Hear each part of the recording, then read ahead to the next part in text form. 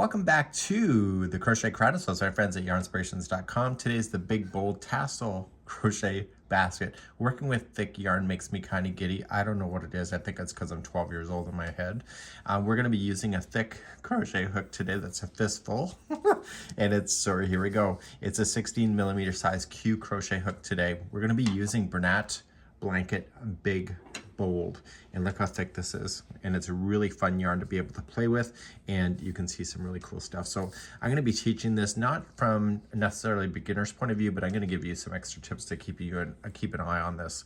So in the meantime, what I'm going to do is strip off the ball band. What you have here is gray bold, and get your balls ready to go. And we're going to get going, and I can't even get my ball out. Let's begin this in just a moment. So as I begin, I have 8 strands already pre-cut, just about yay so they're about 12 inches long, and I'm going to be using this to show you where you need to stick your hook. So let's get started. This is take number 4. I'm having a hard time crocheting on top of my table. I need more space to move my hands because this is so thick. So we're going to start off with the slip knot. You might use 2 fingers or 1, depending on how thick your hands are. Don't waste a lot of yarn because of the yardage of this.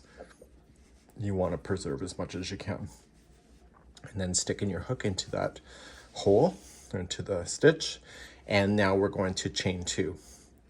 So use the yarn like normal, just be a little bit more looser. So we have 1 and 2, and we're officially ready for round number 1. Okay, round number 1. We're going to go second chain to the hook, which is right back here, and we are going to place in 8 single crochet. So just let that yarn just glide on its own. So we have 1, and let the straggler just get trapped inside. This is 2. Now, because I'm just starting out, I need more to grab onto, so I'm going to be a little bit all over the place until I have more to hang on to. And because I'm not used to grabbing things that are so thick like this, it's a little bit of a struggle for me, but I will overcome. You watch. This is 3. Okay, and then 4.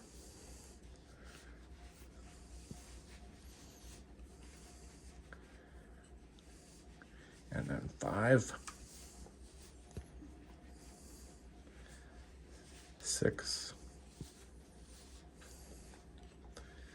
7, and if you're running out of space, just yank on it and pull it around, but don't pull it on to the point where you're going to break the yarn, but just pull it around so you can make room for that 8th one that is going to go in.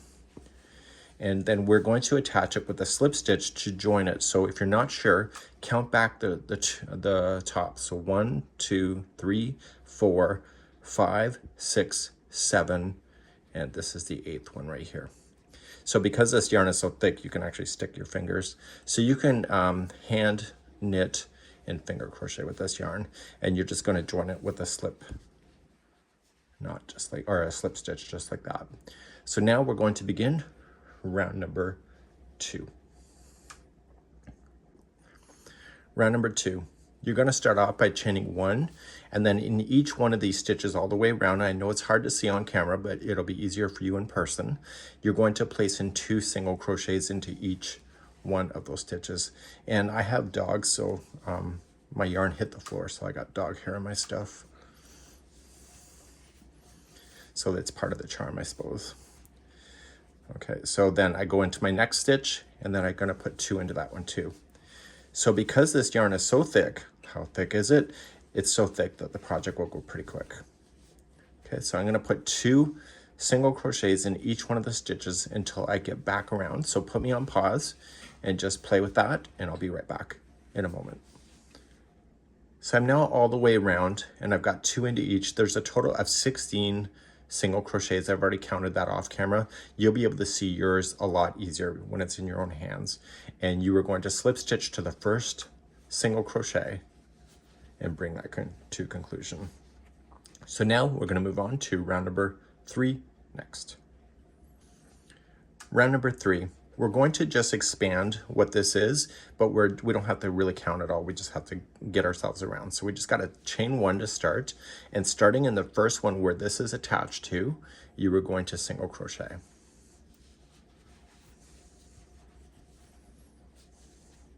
And then in the next one, single crochet. So all I need you to do for this round is just single crochet in every stitch until you get back all the way around. If you cannot tell when you're back around, just put a stitch marker into there. So if you're just grabbing one of those strands that I showed you earlier, you can put one of those there so that you can see it when you come back around. But in the next round, what we're going to do is we're going to play with stitch markers more. And so you can just put a marker there just so you can see it, so you know that that was the start of when you began. So please just single crochet all the way around for round number 3.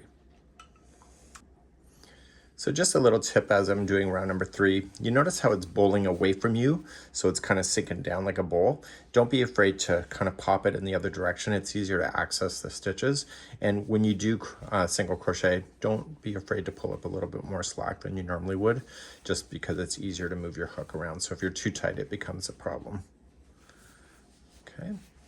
And so this yarn, because it's changing color on its own, is really kind of cool, because I don't know how it's going to look at the end, other than the main photo, but because I've chose a different yarn, I don't know, a different yarn color. So I'm coming all the way around, okay? And so this here is part of this. If you're not sure, you can count the tops of the stitches to verify that. And in last round, it was 16. So there's 16 tops here. And then I'm just gonna join it with the first single crochet. And you can see that's where my stitch marker was.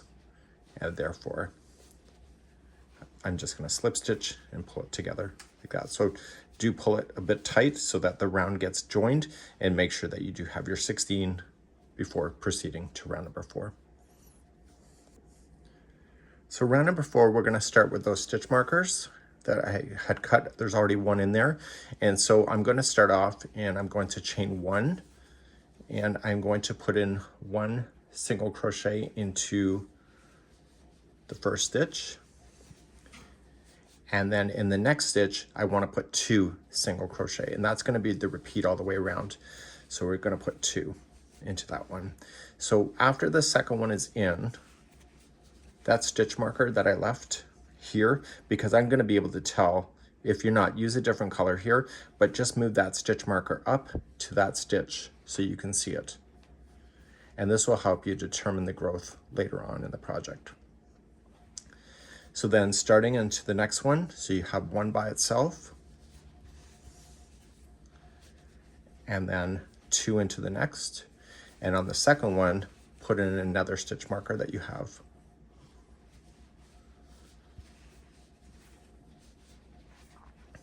Okay. And then you'll see this, because every time you hit the stitch marker in the future, you'll be adding more stitches to make it bigger. And because you can see it with the stitch marker, it's going to be easier. So continue around. So 1 into the next, and then 2 into the one after that. So I want to make sure that the yarn is flowing off the ball nice and easy so that it doesn't reflect any tension change within my project. So there's 2 in this one, and just take that extra time and put in a stitch marker. You'll thank yourself later. So I need you to do this all the way around for this round number 4. And I'll see you at the end of the round in just a moment. I'm coming up around on number 4, and I've got all my stitch markers in. So the last one will have 2 single crochets into the same stitch. Now, if you're not familiar with crochet, there's always a space that looks like it's a stitch, it's not. So then you're just going to attach it with a slip stitch to the first single crochet that you started with. So when you did this, all but the last one has the stitch marker in it, so you can kind of see when you're coming all the way around. So let's move on to round number 5.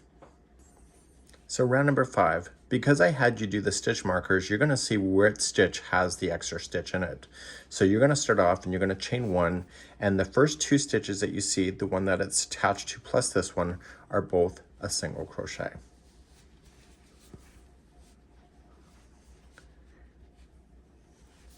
The one with the stitch marker is next, and that one will have 2 single crochets in there. So just put the 2 in first. And then what I'm going to recommend to you is that on the second one, just take your hook out and just move that stitch marker up. And because it's only a certain distance, you can pull up on it a bit like that. Okay, so then that has your 2. So the next 2 are by themselves. So 1 and 2. And the next one has a stitch marker in it. So we know that's the one that will have the extra. So then this one's going to have 2.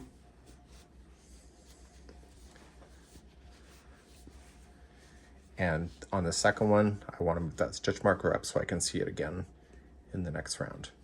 So please do this all the way around for round number 5. When you're coming back around, you're going to have the 2 by itself. And then the last one has 2 into the same stitch. So I didn't mark that last one, as you know. And then you're just going to join it to the first single crochet that you have. Okay, we're going to move on to round number 6 next. You're going to notice that it's bowling down like this. Don't worry about it and just keep on going. Let's move on to round number 6. Round number 6. This is the last time we're going to grow it, but it's going to take a few more rounds after before it stabilizes and starts climbing up the side of your basket. So you're going to start off and you're going to chain 1, and you were going to put 3 single crochets in a row. So we have 1, 2, and 3. And look where the stitch marker is next. It's right where you want it to be. It's on that 4th one. So the ones with the stitch markers will have 2 in it again. So we have 1 and 2.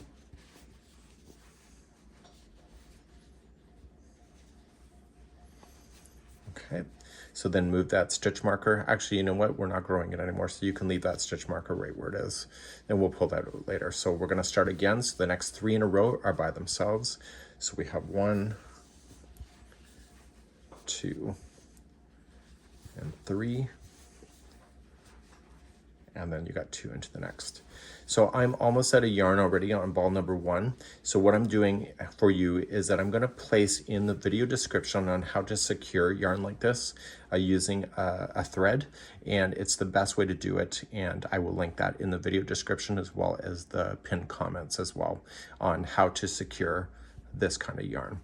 So continue around in the same manner. So 3 by itself, 2 into the next, and you can leave the stitch marker right where it is. And this is round number 6. I'm still on round number 6. And I'm almost out of yarn, but I want to use as much yarn as possible. And I happen to be on the stitch that needs 2 in there. So I just want to get this a little bit shorter so that I can play with it.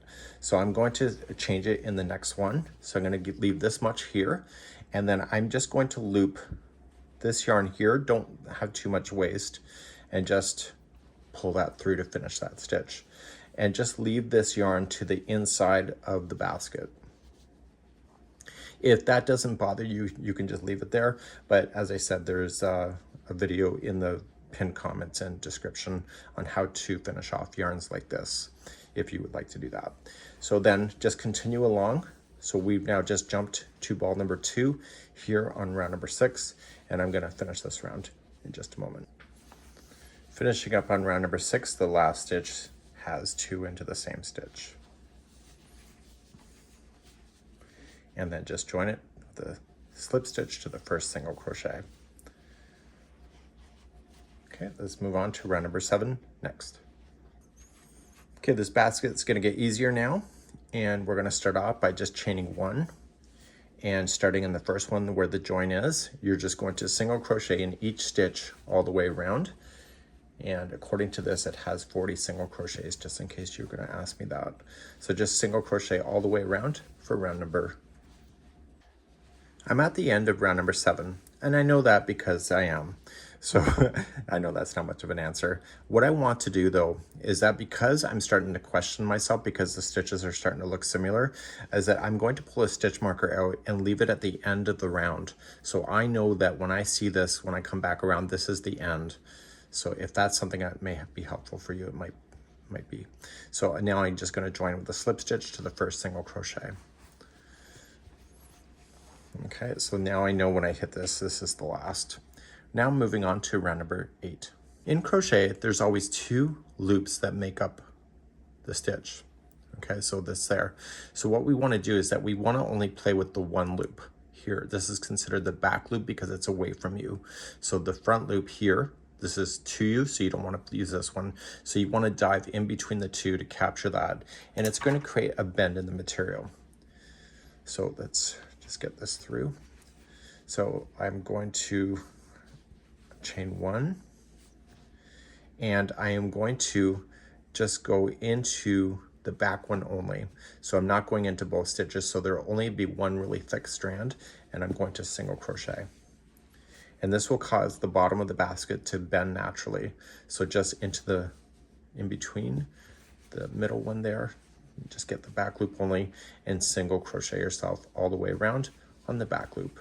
And I'll see you at the end of round number 8. So I'm coming close to the end of the round, and I can tell that by the stitch marker. And so I feel more confident that that stitch marker is in. Okay, so this is going to be my last one in, and then I'm going to slip stitch to the top of the first one right here. So the next round is going to be the same round now until the basket is about 11.5 inches. So I'm going to move that stitch marker up so I can see it again. And we're going to cover this, but what I would probably recommend you do at this point, just stretch this basket. So just give it a good stretch out and just kind of lay it down and stretch. And you're going to notice that the bottom of the basket is thicker than the top. Okay, so you're going to have a good time doing that.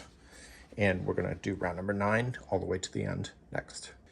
So the basket is a total of 11.5 inches tall before you do the final round, but you can stop at any point. So if you just wanted a small little basket for your coffee table, this would actually be pretty cool too. So you could go right to the last round if you wanted to do that. So all the rest of the rounds are all the same now, and I would recommend moving that stitch marker up. So just chain up 1 and just single crochet in the regular stitch. Now, and this will climb up the side of your basket. So please do the rest of the rounds, and I'll show you how to do the last round in just a moment. So what I'm doing is that I'm keeping an eye on my balls, and I'm getting close to the end. I've not hit my 11.5 inches tall. So I want to tell you that because I'm a little bit looser as a crocheter, so I use up more yardage per stitch. So I'm still happy with the height of this thing. You could buy more balls to get it to the height of 11.5, I guess you could say. But I'm also, if you want to do that tassel, you're going to have to leave yarn left over for that, which I'm not going to do. So I will post you a tutorial for how to do a tassel. So on the very last round, once you're ready for it, this is what you're going to do, is that you're just going to chain up 1, and you were going to use the back loop only, and you're just going to slip stitch. And this is going to create like a little bit of a brim on the top. So just through and through. So just going into the next back loop only and slip stitch. And you're going to do this all the way around for your last round once you're ready for that. And I'll be right back in a moment. So when you get all the way back around, you can just slip stitch to the beginning slip stitch that you started with, and that is the end of the story. So you can now officially cut this yarn. So the tassel would be attached right here because there's a little bit of a difference, but nothing too crazy. And you want to trim it long enough that you can weave in the end. So here's my tip for you. It's harder now, but you can see all solid colors. So what you can do is just untwist this yarn, and you're going to notice that there was different plies. So there's 3. So keep on twisting until they're all open here for you. And then, as I mentioned, there's a video on how to secure this kind of yarn in. So if you would like just to do this, you could actually just put this through and just weave it in individually, one at a time on the back side of this, all the loose ends, so that you can do that. If you have really thick yarn and you wanted to treat it all together, you could have just done it the way that that video is showing as well with a thread. So you have to decide which way that you're going to go. So you're going to pull through and lock it. So in this case, because the yarn is not too thick, you could just throw it through a tapestry needle and just weave it in on the end. Now, when you're doing your tassels, I'm going to provide another tutorial for that on how to make the tassel work. And what you would like to do once it's all been secured, you're going to want to untwist the ends so that each one of these are opened so that you have more of a fluffy idea, and you can see that within the photograph as well. So this would be how you would do this one. You can remove all your stitch markers out now, and you can enjoy your basket, and everything is good to go. That's it for today, and we hope you enjoy.